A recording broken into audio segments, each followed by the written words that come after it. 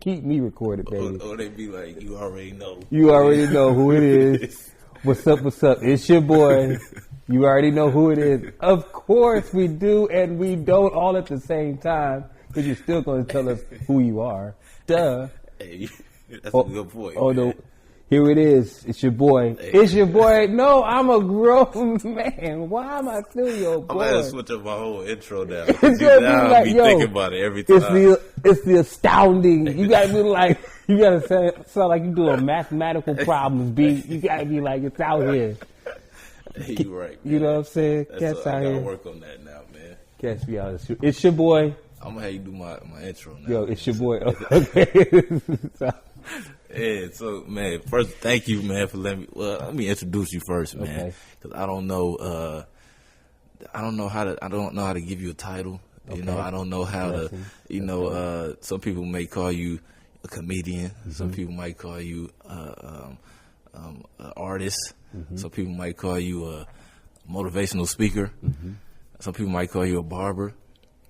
What do you like to go by as far as titles? Today I would be called Ashy because of my hands. I literally wash my hands before. So I'm trying to keep it under this curve, but I guess I could be called all those things. Thank you, man. I appreciate the intro. Marcus, Harvey, I guess I can go by all those, producer, writer, creator, plug, you know, I really like to go by plug now. Like, you know, OG, you know, young OG in this thing, you know what I'm saying? Like, still can wear skinny jeans, you feel me?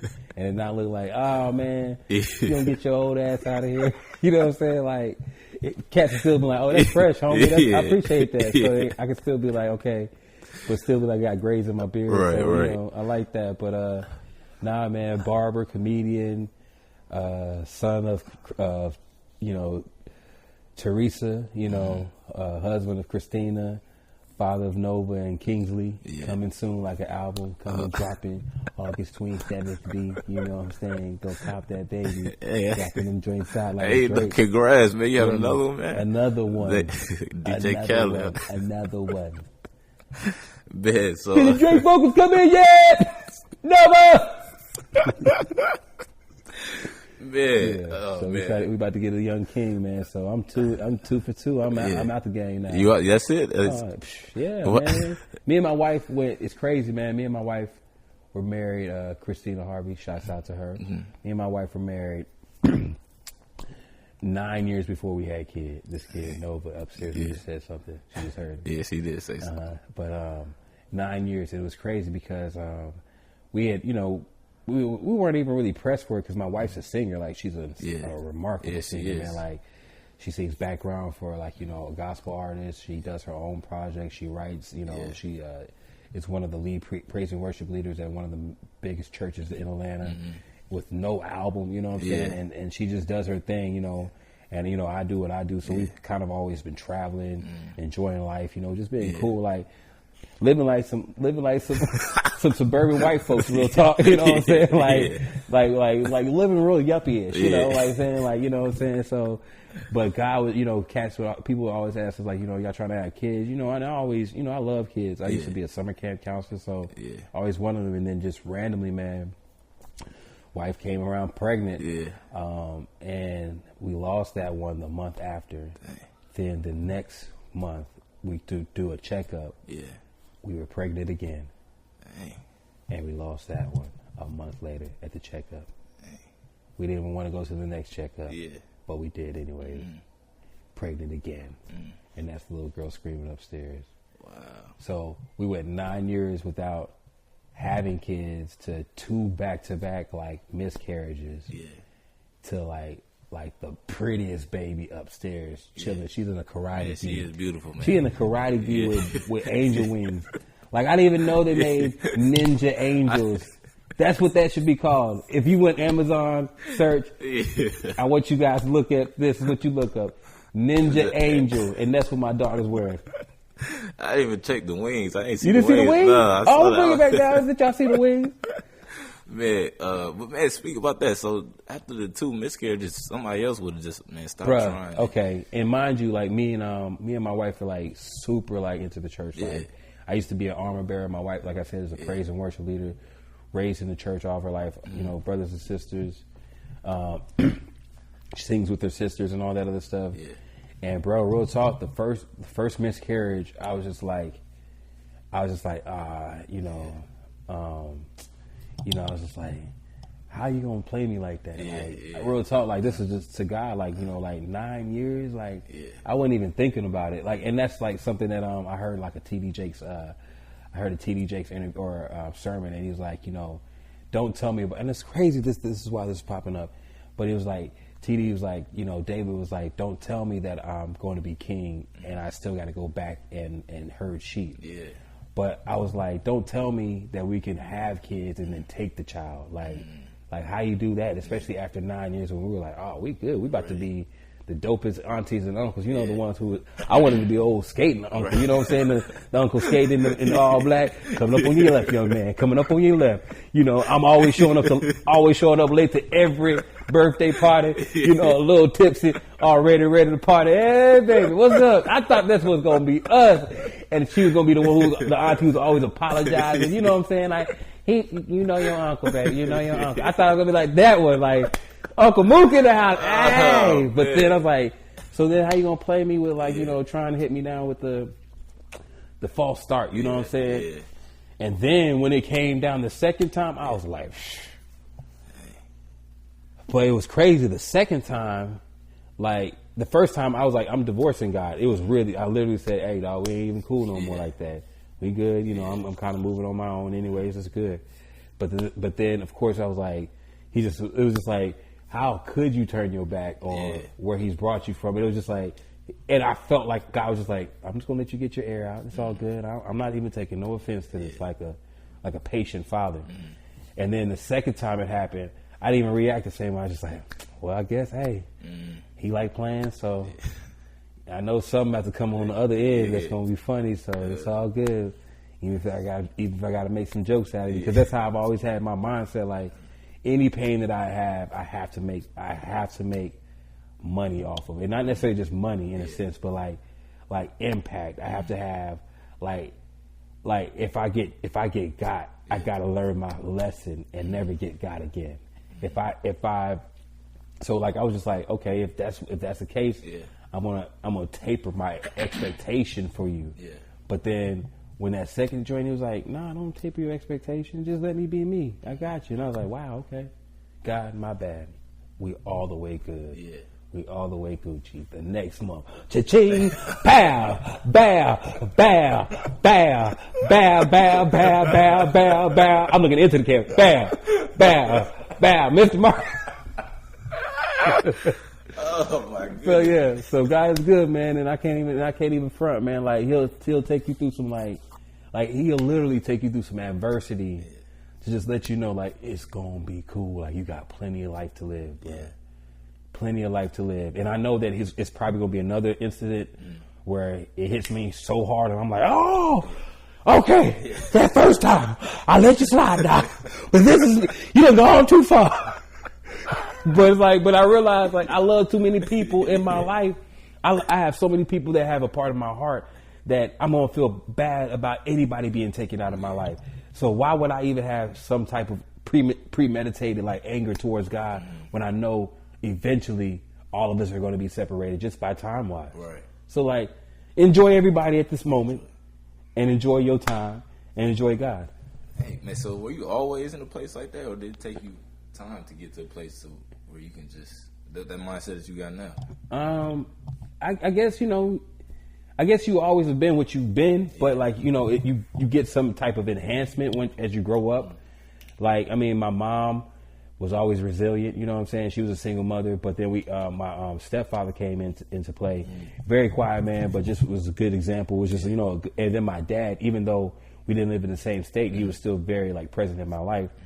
But like I was always like having to fend for myself in a sense because my mom was like a younger, older woman. Like she was like in her 20s, but she was already having to like experience life old. So she was like, she was still like figuring out her own situation. So like me as a kid, like she can't tell me how to do certain things. You know what I'm saying? So Like I'm figuring out how to just do my own stuff. So I think one thing that God has blessed me with is self-awareness. A lot of times, like it's even weird. Like even me and my wife would get into an argument, and like I'll be like going at it. Like I mean, like we'll be like talking like I didn't hit my hands together. No, I've never put my hands on my wife. Me too. Never me. No. I'm talking about combative. You know how black women be getting with the words. They be like, you and they start grabbing. I'm just saying, and I'm like, yo, like. But then I realize she'll say a great point. Yeah. And like in mid conversation, like I'll be like heated. I'll be like, blah, blah, blah. And I'll be having her on points that like I'll have her on good factual points. Yeah. But she'll hit me with the heart of the argument that makes my whole mindset turn. And I'll be like, actually, you're right. Like literally in the middle of the conversation, she'd be like, stop playing with me. You think you always, see, I hate that. And then it's like, I kind of like talk her down for 2 minutes to tell her like, nah, you actually right. Like I was like, it just hit me that quick. Yeah. And it's like, it is kind of like, even when it comes down to like anything, like business wise, if I make a mistake, like, okay, I'm going to take on to it. And then I'm going to kind of reboot it and make sure that I make a way to where I can make something out of it. Yeah. You feel what I'm saying? So and like saying, so the fact that you had to learn a lot of stuff on your own, was it a lot of like bumps and bruises or? Yeah, heck yeah. Because I mean, I don't think people are taught how to teach. Yeah. Right? I mean. That's true. Who's taught? That's true though. Yeah, nobody's taught how to teach. You know what I'm saying? So it's like, it's kind of hard a lot of times, like, especially in our community where like you're looking for teachers and there's not a lot, you know what I'm saying? But like I was fortunate enough to actually have a barbershop like right around the corner from my house, like literally like cut through the woods, boom, boom, boom, boom, you know. Yeah. Oh snap! There's a barbershop over here, so, you know, and like literally would get my hair cut. My mom was like, you know, I don't feel like sitting up there I ain't sitting up there. Go ahead, get your hair cut. You know what I'm saying? And she knows she knows I'm gonna be gone for like 4 hours. She's like, my mom 25. No, like man, now that I'm a parent, I be seeing the tricks, man. I can't wait to pull these tricks on Nova. And you better not be watching this Nova 5-6 years from now and see my little tactics. Get your butt and go do something else. Oh, why you always mad at me? I'm scared. So like, nah, my mom like so. So I went to, we used to go hang out at the barbershop, and like maybe the first couple times, like me hanging out and getting my hair cut was like, you know, once a month or something like that, you know, but like I would have to, like, because I'm a once a month kid, ain't no barber wanting to cut my head. Man, like, who wants to cut that little kid hair? Man. I ain't getting no tip. His head probably ain't been washed, funky little dirty by itself. Like you get like, I finally get your butt up there. So I'm like sitting up there in the barbershop for like 6-7 hours, right? And so like I'm just watching people just interact, like people laughing, joking, like the barbers just like, you know, each barber has their own personality, their own like interaction with their clients, their own like type of feel. You know, another barber come in later than most, you know what I'm saying? Like every barber has their kind of like, you have the like real professional barber, the button up guy. And we had a shop of 12 barbers. So I saw like each and every type of barber there was like at the age of 12. So I'm sitting there one time, like maybe like, this is maybe after like going to the barbershop 6-7 times by myself, which is almost like a half a year, right? And which is a half a year plus 6 hours on top of that. So I've been in that barbershop for a while. And I keep seeing this little kid sweeping up hair, like with the little push broom, sweeping up the hair around after every cut. He gets everybody stationed. If a barber walks around, he'll dust the clippers off, straighten their station back up. He'll go get the food for them. You know, he'll get the cash. And then I would always see him fresh haircut. The hustle man come in and know the little kid name and be giving him free stuff. Like wow. And I'm sitting here, and this is before the fur. This is before the fur, y'all. I couldn't even do this move. This is when I was 12. I couldn't even do this move. This is before the fur. This is before the fur, dog. Before the fur. This is before the fur. Long story short, man, like I'm like, dang, this kid get, and then at the end of the day, like because like I'm like I said, the last kid, like I'm the last, And nobody's mama brought me in. Yeah. You know, ain't no pressure on these guys. They just let me just keep getting bumped, right? So I see him at the end of the day. Every barber pays him $10. We have 12 barbers. Been there, yeah. $120 at the age of 13, dog. Dang. And I'm like, how can I? How can I get on? How can I get on? And like, boldly, and my barber was actually the guy who cut my hair was the owner of the shop. He felt bad. Yeah. So, you know, he would just start cutting my hair, but he would always have me at the end, and I'd just be there at the beginning and get me at the end of the day. And so, like, long story short, man, I literally just was like, can I get on? Mm-hmm. Say, yeah, come back next Thursday. He said, yeah, come back next Thursday. So I could start trading from buddy. The dude's name was Russell. His name Russell actually owns a shop in Gwinnett now too. That's crazy. Which is crazy. A1 Cuts in Gwinnett County, which is kind of funny, man. It's hilarious.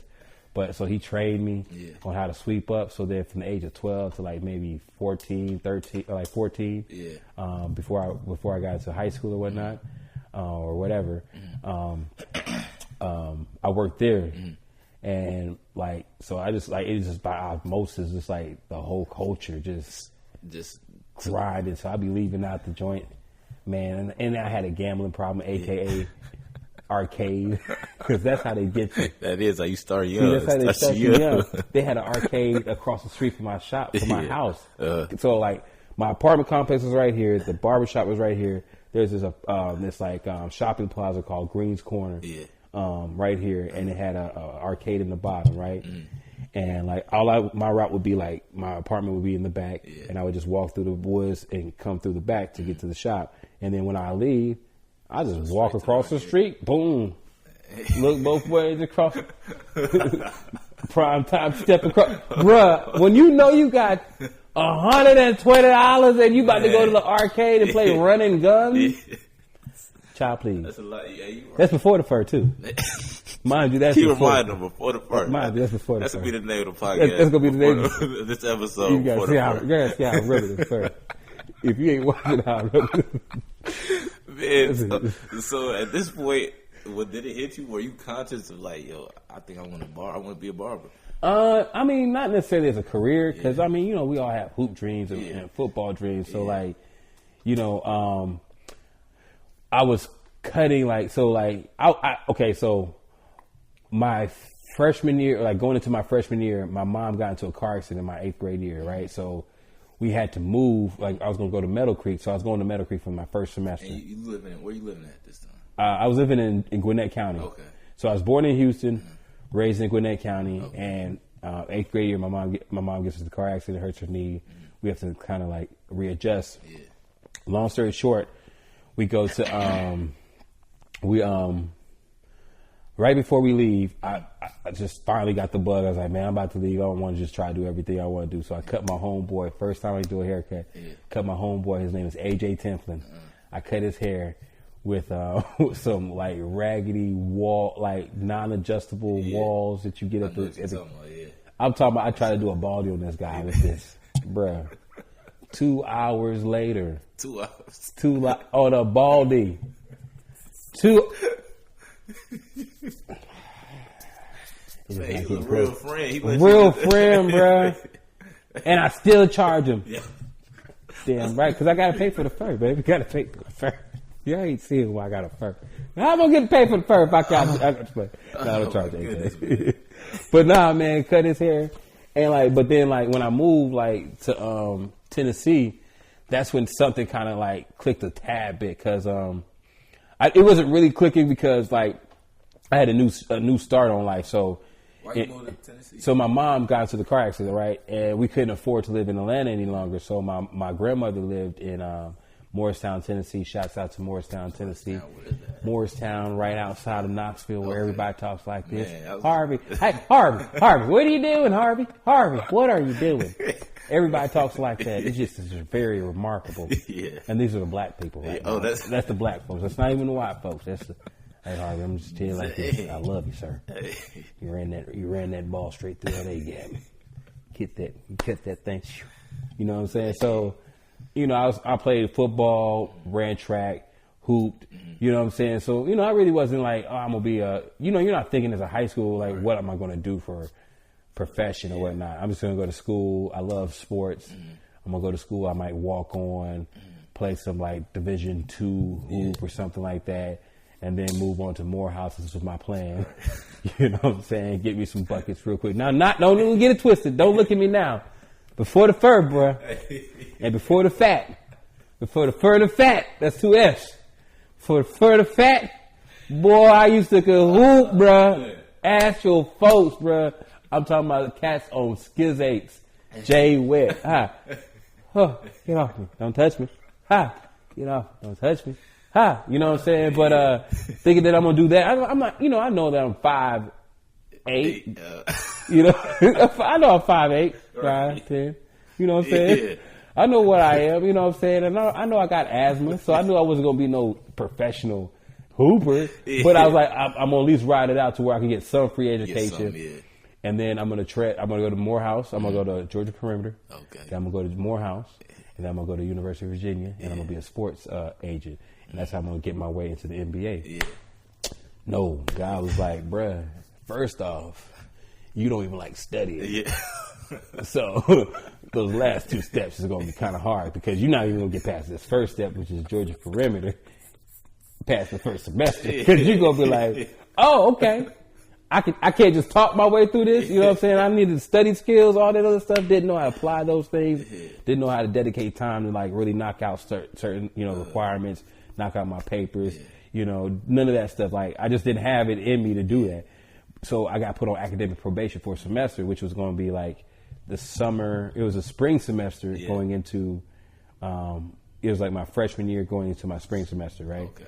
So like my that fall semester, I just was not focused. Like had a long summer and I was just not focused. Yeah. Didn't even put my stuff in at the same time. Got my books late. Yeah. Just was started off raggedy, right? So it's like maybe you should take a break. Yeah. So I was gonna have to wait from. That's that self-assessment. Yeah, self-assessment, right? Yeah. So mind you, I know at Christmas time all the way on that I'm not going to be in school for that whole semester and that whole summer because I'm not even thinking that I could just go to summer school because it's community college, my G. Take your time. Just go. It's all good.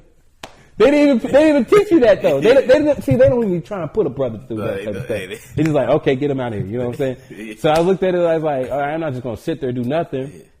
Mind you, at the time, rewinding a little bit in high school, like there was in Morristown, knowing that you didn't know where that was at because it's like a small town right outside of Knoxville, which is where the UT Vols is, right? Yeah.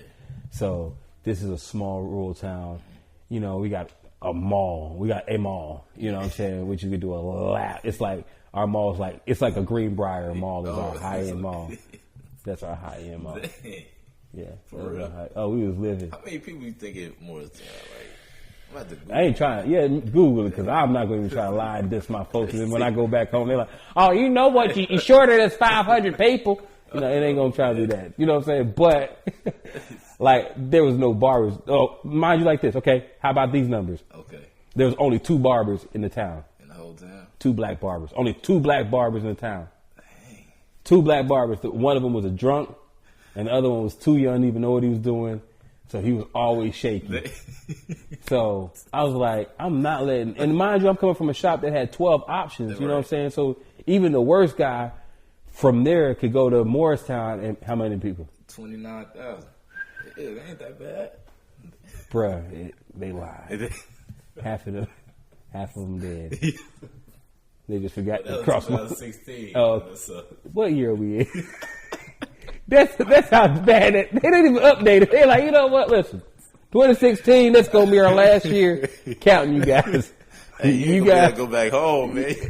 I love my spot. They love me. That's what they bred me. That's what they made. They know what it is. But long story short, man. I started cutting lining myself up.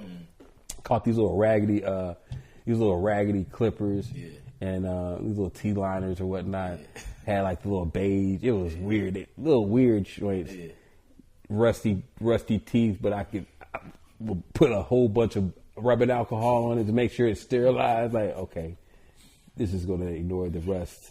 You know that if you put alcohol, it's rusty, dog. I'm talking about rusty. And so just line myself up, use my mom's leg razors. It was crazy. I swear to God, this is how you know that you're supposed to be built for greatness. Using my mom's leg razors, bruh. Rubbing alcohol, cleaning, using soap on my line up, cleaning my line. I mean, putting my line in the game, bro. Killing these cats, having a wave cap on, killing these cats with a leg razor, dog. Cats like, who cut you up, man? It's me with the leg razor, bro. Dang.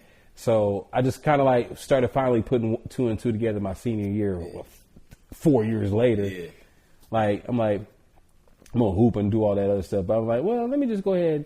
You know, I want to try to knock out everything that I want to knock out. So like I did before in Atlanta, I did the same thing. I cut my homeboy's hair.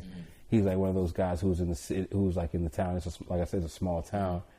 And he pretty much was like, he was known, but he was known not to be necessarily the cleanest guy. So I pretty much gave this dude a total makeover, man. We drove around in my little, what is it, a Chevy something? It's a Chevy something. That's what it was called, a Chevy something. That thing would cut off at stop signs, bro. But we was riding out, stopping places so people could see the cut. Boy, he had some swag, and I just felt that moment. I was like, dang, I was able to like give my boys some light like that. You know what I'm saying? That was my homie that I rocks with. Like, you know, I'm mad popular in the city. He's like, you know, like pretty much like a, not necessarily an outcast, but like, you know, he just is his own person. You know what I'm saying? Like people wouldn't even put the two together. Right. But then when I put a haircut on him, everybody's like, oh, what up, homie? What up, Ramon? You fresh, dog? What? Oh, snap. And it's like, and just to see his swag just like jump up, I was like, okay, cool. I ain't really making no noise about it. Right. Try to go to school, like I said, go to college or whatnot. And while I was like, the reason why I wasn't focused is because that whole summer I finally had picked up some clippers and was cutting the cats at the church. Got really involved in my church and really wasn't too focused. So I was just cutting cats, you know, in basements, bathrooms, and porches. That's all where every barber started. Still with mom's leg razors, or you got some new? Nah, listen, I upgraded, but I always cut. That's cool. I cut knives with the leg razor. I'm just lying with you. I've never cut knives with the leg razor. That's a lie. That's before the fur. I don't know what that was. But long story short, I had upgraded to like I had a pair of T-liners. I had a pair of Masters, and that was it. And I was lighting cats' lineups up. I'm talking about double skinned them. You know how you get the 2 lines because the clipper gets too hot. I had a few of those. I'm cool. I'm thinking that the further I go back, the cooler it's going to make it because all the clipper side is going to catch the cold air and catch on and hit the clipper to make it cooler, and it doesn't do that. And I was talking about. You see the cat line up. See cat. Cat just looking like they just started melting. Just go to sleep. Oh man. So you know, but like I still felt that like when I started like picking up rhythm with it, it was like okay, cool. So then that's when I went to school, and that's how I started. And so you went to school here in Georgia? Yeah, but I went to Empire Beauty School though. I went to a college school because I didn't like hitting the barber schools. The barber schools were kind of whack. Yeah. And not no diss to anybody who went to any barber schools in Atlanta. I wasn't looking to do that because that's kind of like I said, I already had a high standard of what I thought barbering was.